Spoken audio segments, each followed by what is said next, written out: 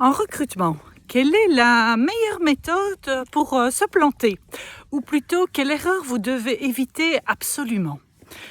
Lorsque je coach des chefs d'entreprise sur leur manière de recruter, parce qu'ils me contactent, parce qu'ils ont un gros souci, c'est que soit ils ont envie de licencier rapidement le collaborateur qu'ils ont engagé, soit la personne part assez rapidement, ou en tous les cas pas suffisamment rapidement pour que le chef d'entreprise en tous les cas ne lui coûte pas trop cher. Avant de vous révéler l'erreur que beaucoup des chefs d'entreprise que je coach, j'y arriverai, font, je vais vous dire une chose. Les études démontrent qu'un mauvais recrutement coûte au minimum 20 000 euros à l'entreprise. Alors vous allez me dire, 20 000 euros, comment est-ce que c'est possible, puisque son salaire ne couvre même pas ça, quoi. Et tous les coûts indirects. Le coût en temps du recrutement, le coût en argent du recrutement, et vous devez compter le tarif horaire des personnes qui se sont investies dans le recrutement.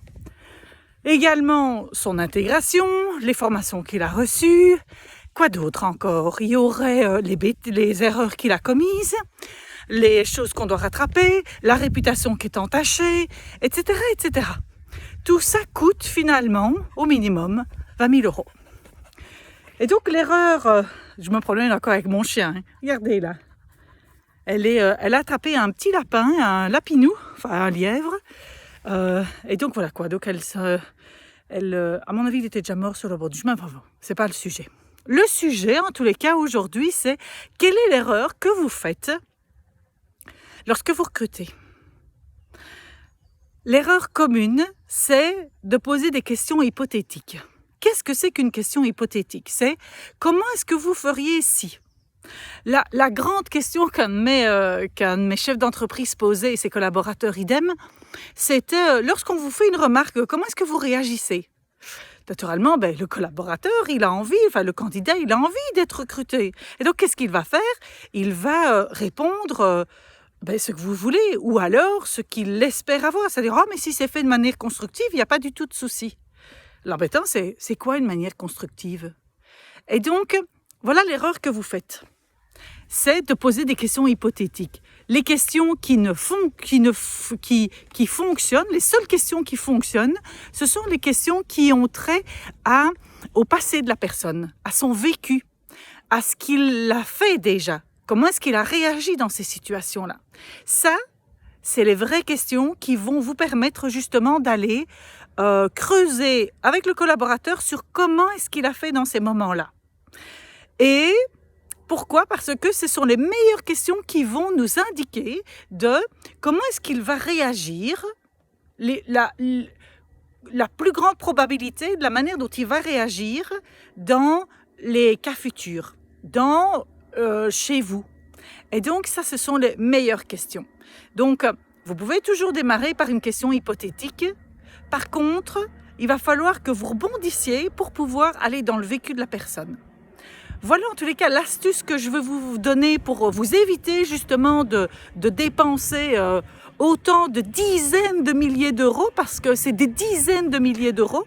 Vous avez tout intérêt à le consacrer à d'autres choses, ou à faire travailler justement quelqu'un qui est expert dans les questions, dans savoir poser des questions et d'aller creuser pour aller trouver les zones d'ombre et les zones de lumière. Comme je dis moi, aux candidats que je recrute, enfin du moins que j'ai le plaisir d'avoir justement tout un entretien avec eux, parce que pour moi c'est un vrai plaisir, je leur dis, j'ai besoin de connaître vos zones d'ombre et vos zones de lumière.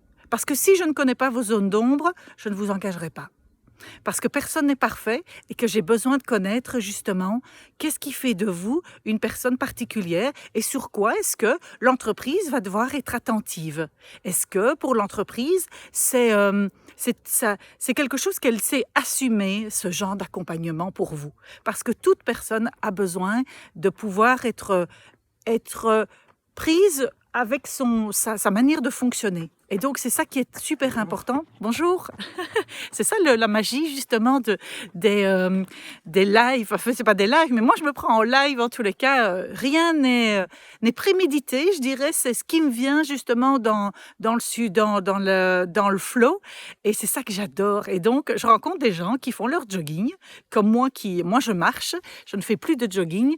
Mais par contre, voilà quoi. Ils me disent bonjour, ils ne me disent rien, ou voilà quoi. Ils sont dans le champ de vision et je fais avec. Parce que c'est ça aussi être chef d'entreprise. On fait avec le flux du moment. Il n'y a rien qui est...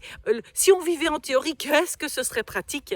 Et justement, c'est justement de vivre dans cette agilité qui permet d'être un chef d'entreprise authentique et qui est tellement inspirant. Bon, ça va être encore le sujet d'une autre vidéo. Moi, en tous les cas, je veux finir avec celle-ci sur le recrutement. L'erreur à ne plus commettre, que vous n'allez plus commettre à partir de maintenant, c'est de vous baser sur des questions hypothétiques. J'espère en tous les cas que cette vidéo vous aura apporté de la valeur parce que dépenser des dizaines de milliers d'euros pour rien, enfin, de toute façon, il y a toujours des enseignements, mais ça n'en vaut vraiment pas la peine. Il y a moyen de faire autrement. Je vous souhaite en tous les cas de pouvoir consacrer 20% aux relations humaines pour 80% de résultats. À bientôt!